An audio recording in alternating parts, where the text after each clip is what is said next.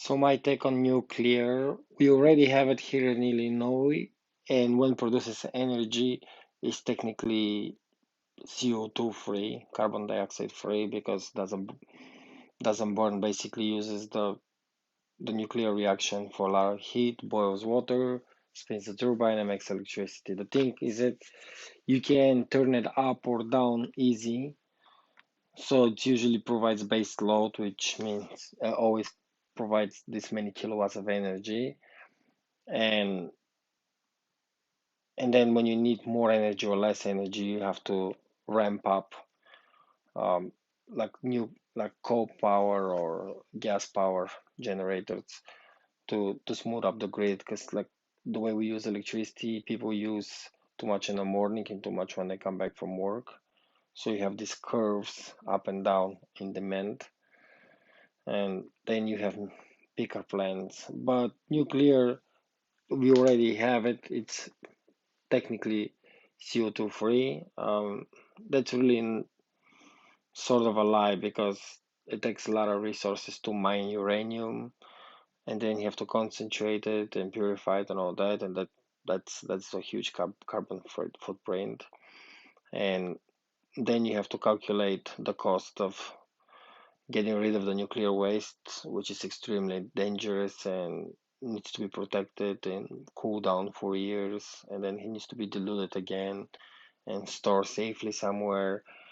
And you need to keep it safe for the next 10,000 years, which nobody really knows how much it's going to cost, and nobody really can pay today, because you don't know even what currency, what government is going to be 10,000 years from now. So it's overall stupid and irresponsible. And I don't think we have the social license to produce nuclear waste that people that are not even born and 1,000 years from now gonna have to deal with it, and 5,000 years from now they still have to deal with that problem. So overall, I'm against nuclear, but we have it.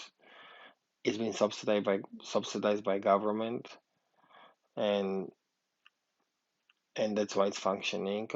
Generally, when you try to build a nuclear station, new ones like the one in Georgia, it was supposed to cost like $4 or $6 billion. I believe it's already up to 12 billion, to like $20 billion, and hasn't produced an ounce of energy. And if you took, and it's been like 7, 8 years, so if you took the billions of dollars that they spent, you could have, let's say, put on people's roofs. So you survey the roof this week. Next week, the team comes in, installs the solar, and boom, you have solar energy. And if you put a battery, you can charge the battery with the excess energy during the day and then discharge it at night. So basically, it can be 100% of the grid in a week. Um, and typically, this kind of system without the battery would pay itself in 7 years. With the battery, a little bit more, because the battery is quite expensive, but still. Um, so basically, by the time you invest the money and by the time you get paid back, assuming you put it on the roof, which is more expensive, um, it would be like 7 years and you get your money back. And for 7 years, you won't even produce an ounce of energy from nuclear. And again, it's always over budget.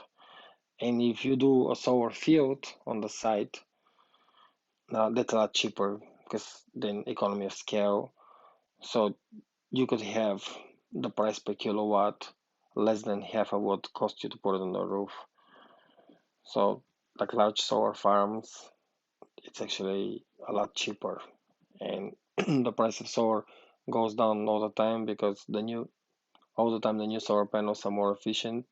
So with the same panel, you produce a lot more energy, and they're pretty durable for 20 years plus. So overall, I'm against nuclear again. It's gonna be, it got longer than I wanted to, but it's a little bit complicated and you can't really say it with couple words only. It takes a little bit longer.